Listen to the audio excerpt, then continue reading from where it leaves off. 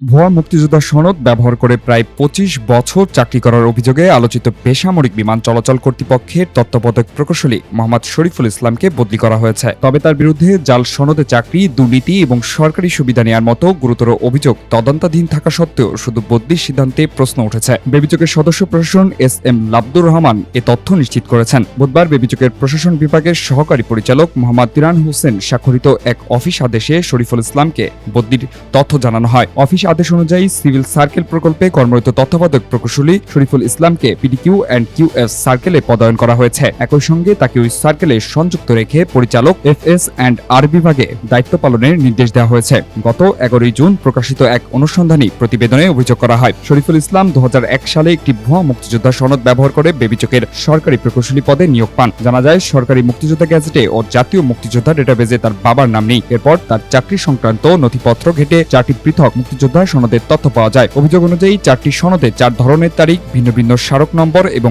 বিভিন্ন ব্যক্তির স্বাক্ষর ব্যবহার করা হয়েছে। কোন সনদে জেনারেল এম.এ.জি. ওসমানীর, কোন সনদে সাবেক মুক্তিযোদ্ধা বিষয়ক মন্ত্রী আকমা মোজাম্মেল হকের, কোন সনদে সাবেক প্রধানমন্ত্রী শেখ হাসিনার এবং অন্য একটি সনদে সেক্টর কমান্ডার আহাদ চৌধুরীর স্বাক্ষর রয়েছে। অথচ সরকারি গ্যাজেট ও জাতীয় ডেটাবেজে তার বাবার নাম না থাকায় সনদগুলোর বৈধতা নিয়ে গুরুতর প্রশ্ন উঠেছে। প্রতিবেদন প্রকাশের পর বেসামরিক বিমান পরিবহন ও পর্যটন মন্ত্রণালয় অভিযোগ তদন্তের নির্দেশ দেয়। গত ১৬ জুন মন্ত্রণালয় থেকে বেবিচক চেয়ারম্যানকে পাঠানো চিঠিতে জাতীয় দৈনিক প্রকাশিত সংবাদের সত্যতা যাচাই করে দ্রুত প্রয়োজনীয় ব্যবস্থা নিয়ে মন্ত্রণালয়কে জানাতে বলা হয়। শুধু জাল সনদের অভিযোগ নয়, শরীফুল ইসলামের বিরুদ্ধে বেবিচকের বিভিন্ন উন্নয়ন প্রকল্পের আর্থিক অনিয়ম, কাওলা আবাসিক কোয়ার্টার রক্ষণাবেক্ষণের অর্থ আত্মসাতের অভিযোগ এবং কক্সবাজার বিমানবন্দর সম্প্রসারণ প্রকল্পে দুর্নীতি অভিযোগে দুর্নীতি দমন কমিশন মামলা ও তদন্ত চলমান রয়েছে। এসব অভিযোগের মধ্যেই তাকে শুধু একটি দপ্তর থেকে অন্য দপ্তরে বদলি করা হয়েছে। বদলির আদেশে অভিযোগ বা তদন্তের বিষয়ে কোনো উল্লেখ নেই। ফলে প্রশাসনিক এই পদক্ষেপকে ঘিরে প্রশ্ন উঠেছে, গুরুতর অভিযোগে অভিযুক্ত একজন কর্মকর্তার ক্ষেত্রে শাস্তি কি শুধুই বদলিতেই সীমাবদ্ধ থাকবে,